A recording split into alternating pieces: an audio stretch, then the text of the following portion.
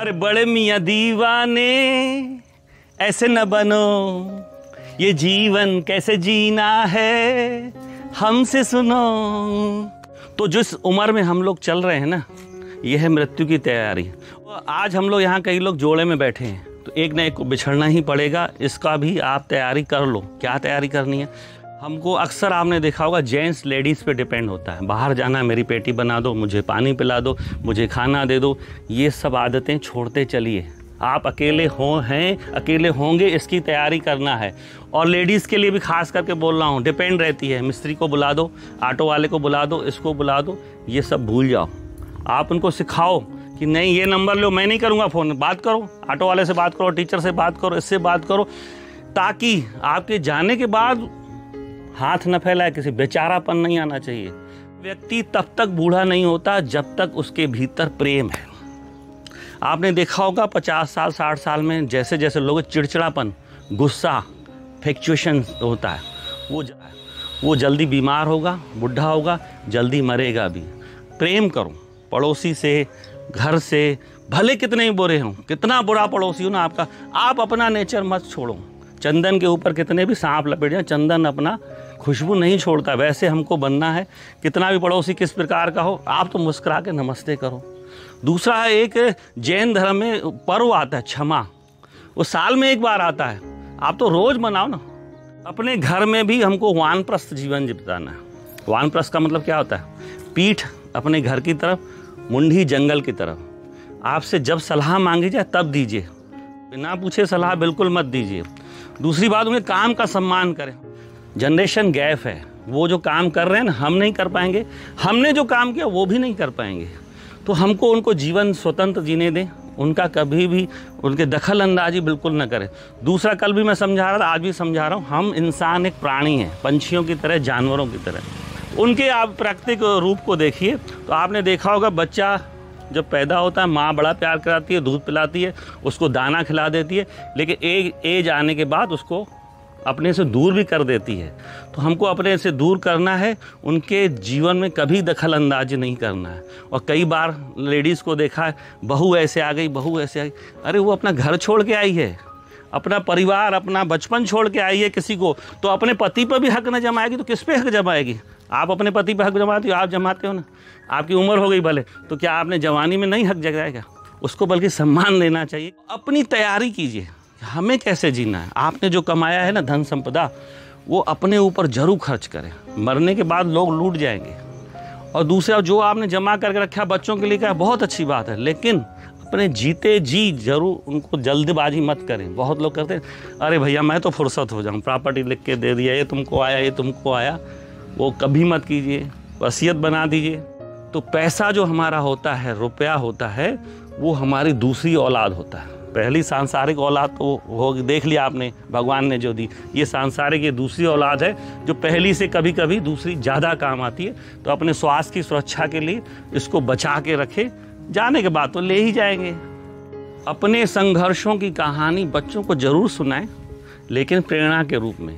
कभी उनको ये एहसास न कराएं कि मैंने तुम्हारे लिए किया, मैंने तुमको ऐसा बनाया। एहसान मत जताएं उनके ऊपर।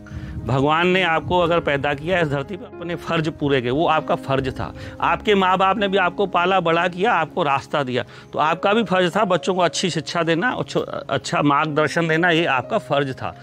अब इस उम्र में धन संपदा और प्रॉपर्टी बनाने की कभी भी मत सोचिएगा। ये सबसे बड़ी बीमारी है। आप एक ज़मीन खरीद लो, प्लाट खरीद लो, मकान खरीद, जो खरीदे आपने अच्छी है, प्रॉपर्टी पड़ी है, अब नया प्लान मत करिएगा, नहीं तो आपको बीमारियों से ज़्यादा कुछ नहीं देंगे। आप एक दिन घर में आप 50 लाख रख के देख लो, दूसरे दिन आपको बीपी बढ़ जाएगा, शुगर आ जाएगी। एक ज़मीन खरीद लो, उसको बाउंड्री बनाना, ये कब्जा कर रहा है, ये कर रहा है, इसी चिंता में आप अपने आप को और बीमार कर दोगे। तो जो है उससे संतुष्ट रहिए, अपना जीवन मस्त करिए। इस उम्र में लोग आ करके खाने पीने की तरफ ज़्यादा आकर्षित होते हैं। तो खान पान भी आप दवाई जैसे लो, सुबह 2 गोली, शाम को 2 गोली। जितना शरीर को ऊर्जा की ज़रूरत है ना, उतना ही लीजिए। अगर ज़्यादा लेंगे ना, वो भी आपको बीमार करेगा और अस्वस्थ करेगा। तो उसको अपने आप को फिटनेस, अपने को स्वस्थ बना के रखना है। तो पहला जो है खान पान। आज सबसे अमीर आदमी जानते हैं क्या है? सबसे अमीर आदमी वो है, इस उम्र में आपको महसूस होगा, जो बिस्तर में जाते ही जिसको नींद आ जाए, सुबह उठते ही जो जल्दी से बाथरूम चला जाए, वो दुनिया का सबसे अमीर आदमी होता है। अगर पेट गड़बड़ है, शरीर में कष्ट है ना, तो आप सबसे गरीब आदमी अपने आप को मानोगे। 50 की उम्र के बाद देखिए छोटे मोटे कष्ट आएंगे, घुटना काम नहीं करेगा, आपका इस तकलीफ है, ये तकलीफ, उस तकलीफ़ों को ध्यान देंगे तो जीवन नहीं जी पाएंगे। ये अब अपना एक दोस्त मान लीजिए तकलीफ़ों को भी। आपके दर्द है, ठीक है, उसके साथ ही जीना है, ख़त्म नहीं करना। बीपी आपकी ख़त्म नहीं होगी, शुगर ख़त्म नहीं होगी, हार्ट ख़त्म, उनका ख्याल रखना है, नियमित जाँच कराना है, डॉक्टर के पास जाना है, उनको केयर करना है खान पान से, दवाइयों से, लेकिन उसको गंभीरता में लेंगे ना तो नहीं जी पाएंगे। अगर हमको मन मस्त रखना है तो आपने देखा होगा बीमार आदमी भी मस्त जीते हैं। आपने राजेश खन्ना की फिल्म आनंद देखी थी ना, कितना महीना था मरने के लिए लेकिन मस्त जिया ना।